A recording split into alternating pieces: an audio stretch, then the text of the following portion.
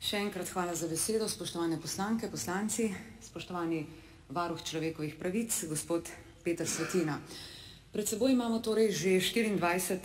redno letno poročilo varuha človekovih pravic za leto 2018, ki dovolj natančno povzema probleme državljanov in posameznih skupin, katerim so bile kršene človekove pravice. Ker že vrsto let kot poslanka Državnega zbora, pa tudi kot predsednica Komisije za peticije ter za človekove pravice in enake možnosti, verjetno bolj od blizu spremljam področje človekovih pravic in v okviru tega tudi delovanje varuhov, lahko rečem, da smo do sedaj imeli varuhe, ki so si za rdečo nit svojega delovanja izbrali različna področja obravnave. Nekateri so več svojega truda vložili recimo v romska vprašanja, v izbrisane, drugi so poudarek dajali otrokovim pravicam, zlasti krepitvi zagovorništva, nekateri starejšim, prenizke pokojnine, nasilje nad starejšimi, nujnost sprejetja zakona o dolgotrajni oskrbi. Vsem skupaj do zdajšnjega varuha pa je bilo enotno, da se praktično nihče od njih ni posluževal 9. člena zakona o varuhu človekovih pravic, in sicer, da lahko samoiniciativno reagira. Torej, da lahko varuh človekovih pravic prične postopek na lastno pobudo, ko zazna kršenje človekovih pravic. Verjamem, da z novim varuhom nastopajo tudi novi časi. Prav tako mora biti varuh človekovih pravic dejansko glas nemočnih. Torej tistih, ki jih sicer mogoče kakšne institucije ne slišijo. Mora biti glas prezrtih, najšibkejših, tistih, ki ne zmorejo sami v borbi z institucijami za popravo krivic, tistih, ki potrebujejo našo pomoč. Torej glas tistih, ki mu zaupajo, da bo v svojih ravnanjih pravičen in nikakor ne kakorkoli pristranski. Varuh človekovih pravic, že danes je bilo večkrat tukaj rečeno, ima zagotovo posebno avtoriteto, posebno moč in seveda mora biti zaradi tega zelo pazljiv pri svojih odločitvah. Dal pa je tudi zavezo vsem nam, torej državljankam in državljanom, ko je prisegel pred Državnim zborom, da bo dosledno opozarjal na kršitve človekovih pravic, kar je še posebej pomembno za države, ki imamo mlado demokracijo in predhodno izkušnjo s sistemom, v katerem so bile grobo kršene človekove pravice in temeljne svoboščine. V Republiki Sloveniji imamo jasen okvir, pravni okvir varovanja človekovih pravic. Ustava Republike Slovenije, Ustavno sodišče Republike Slovenije, ki presoja, ali so bile kršene človekove pravice ali ne, varuh človekovih pravic, ki svoje delo opravlja v okviru pristojnosti, ki jih ima, in seveda tudi parlamentarni nadzor varovanja človekovih pravic, ki ga opravljamo na Komisiji za človekove pravice.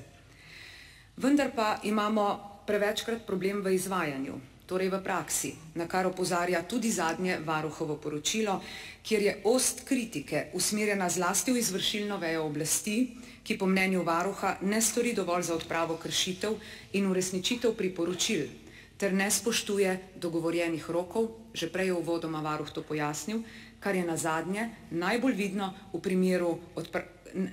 bilo najbolj vidno v primeru odprave krivic slepim in slabovidnim, o čemer bom več rekla v nadaljevanju. Varuh človekovih pravic je v letu 2018 obravnaval, če govorimo samo o pobudah, več kot 3000 pobud, večina je zaključenih, nekaj jih ostaja še v reševanju. Tako kot ob obravnavi lanskega poročila moram tudi letos opozoriti, da je še vedno precej velik odstotek takšnih vlog, kjer se skozi proces postopka dejansko dokaže, da so bile kršene človekove pravice. Na nekatere kršitve iz leta v leto opozarjamo tudi na Komisiji za peticije človekove pravice in enake možnosti, pa moram reči, da se popolnoma nič ne spremeni. Tudi dejstvo, da se nekatera priporočila varuha vedno znova ponavljajo, ker jih vlada ne jemlje dovolj resno in odgovorno, je nedopustno. Tako imamo kljub opozorilom varuha še vedno nekatere objekte javnih ustanov, ki niso prilagojeni invalidom. Tudi zakonodaja, ki bi celostno uredila pravice študentov invalidov, še vedno ni sprejeta.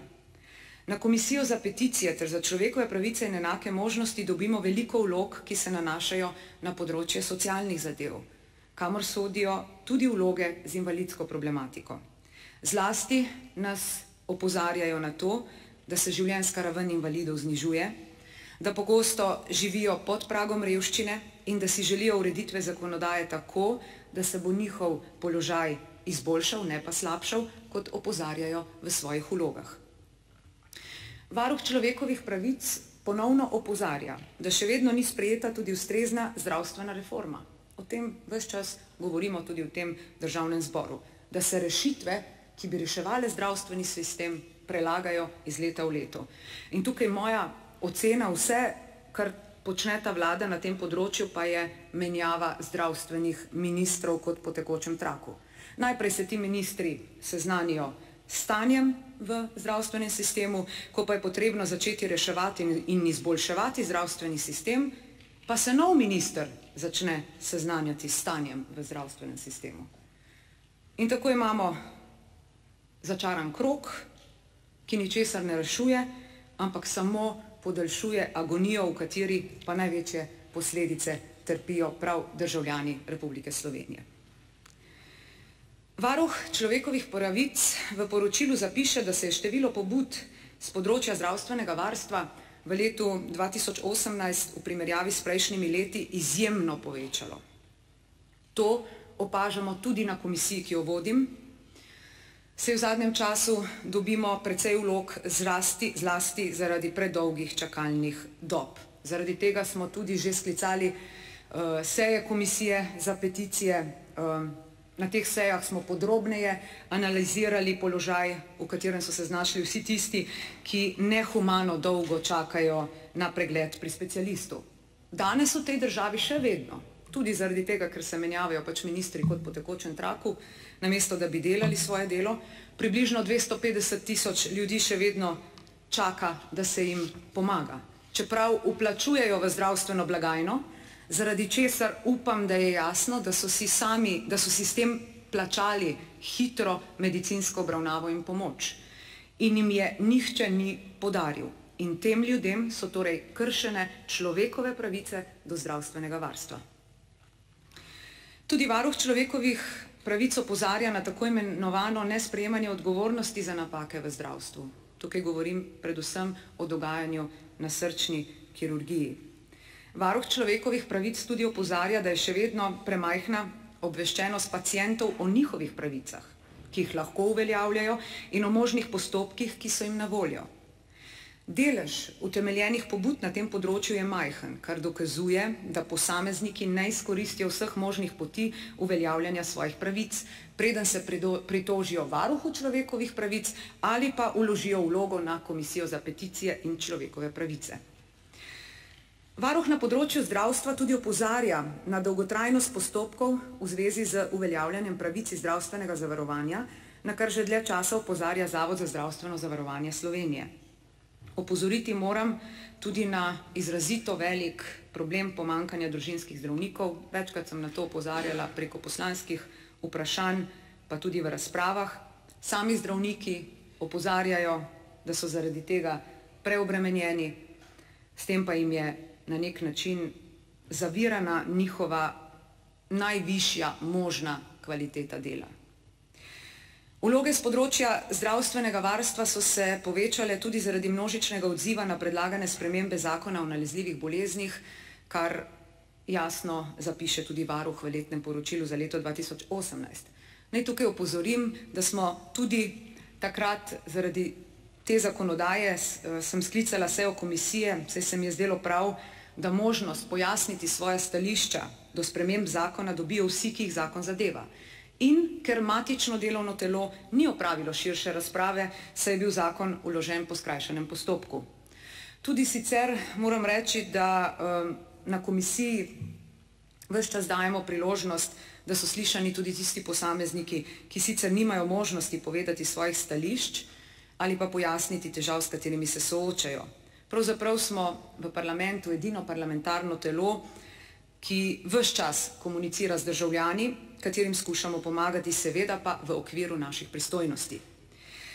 Tukaj naj opozorim, da večkrat imajo ljudje tudi napačne predstave, tudi pri varuhu to opažajo in mislijo, na primer, da imamo takšno moč in pa pristojnost, da bomo recimo posegali v odločitve sodišč.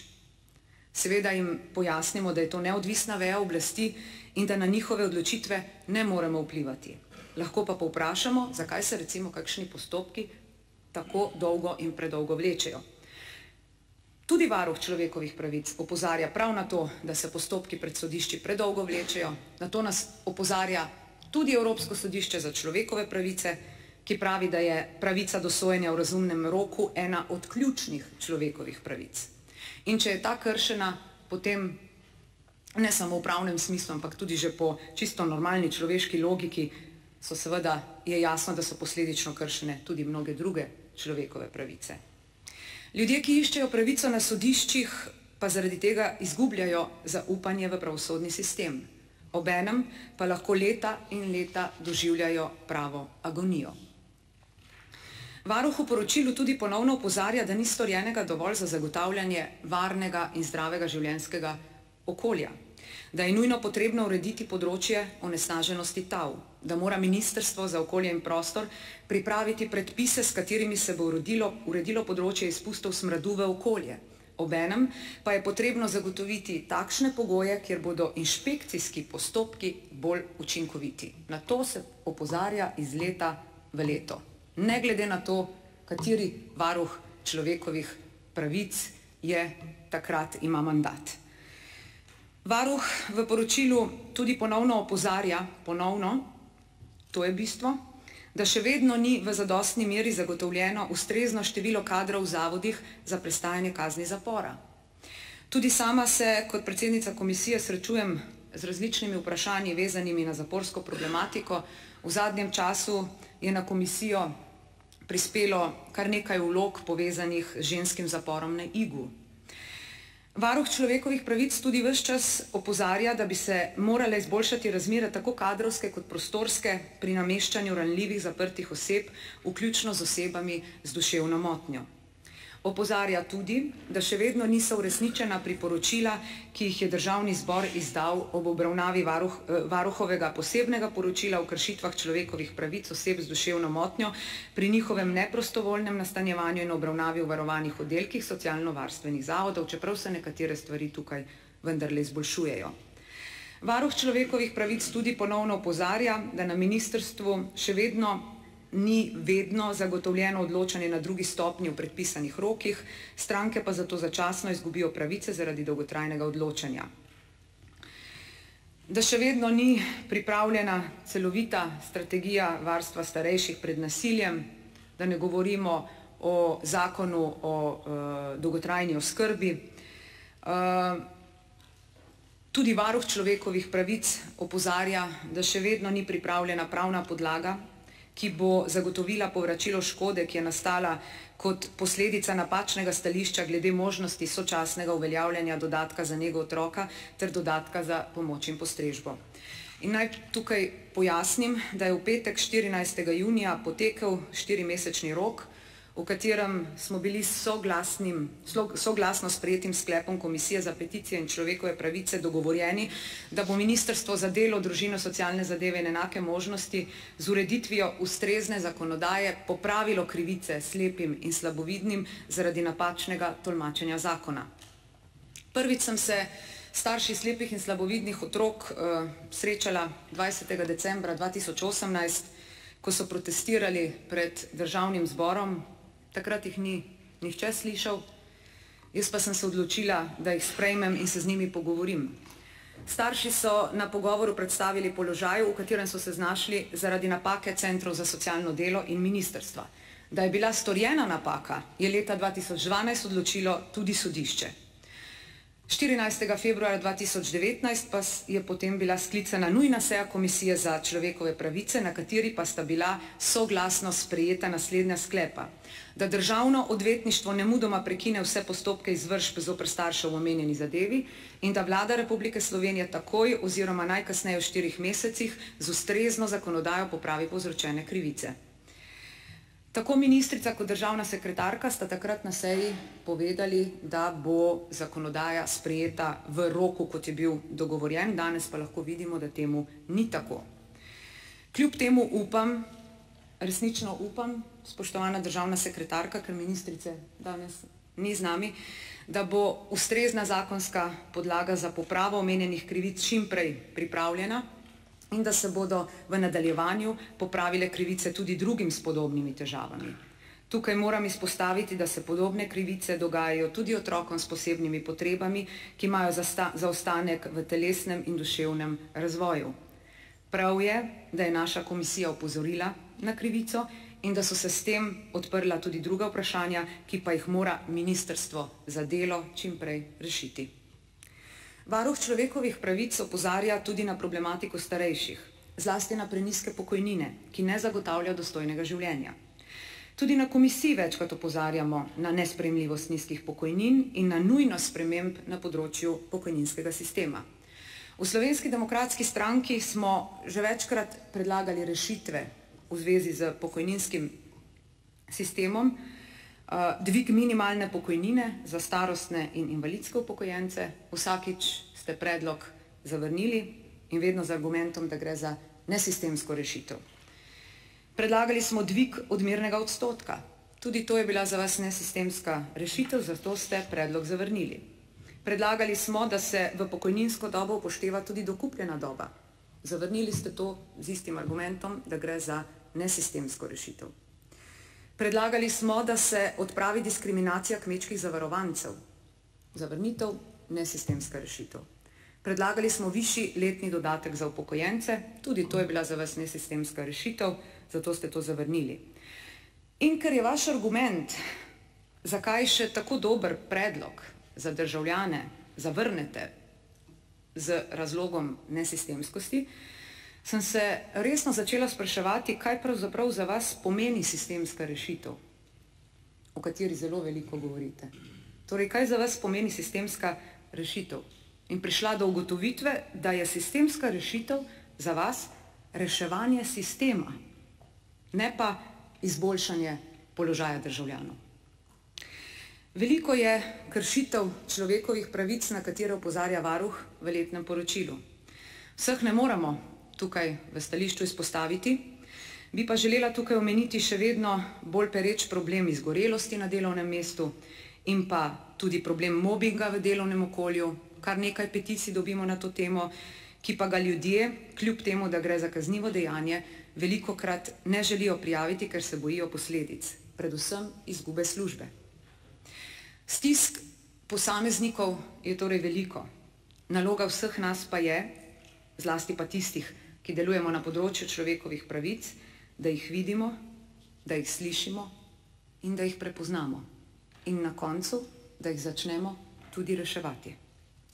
V razpravi bomo skupaj s poslanskimi kolegi potem še opozorili na druge kršitve človekovih pravic, ki so izpostavljene v varuhovem poročilu. Vsekakor pa bomo podprli tako poročilo varuha za leto 2018, kot tudi vsa priporočila. Najlepša hvala.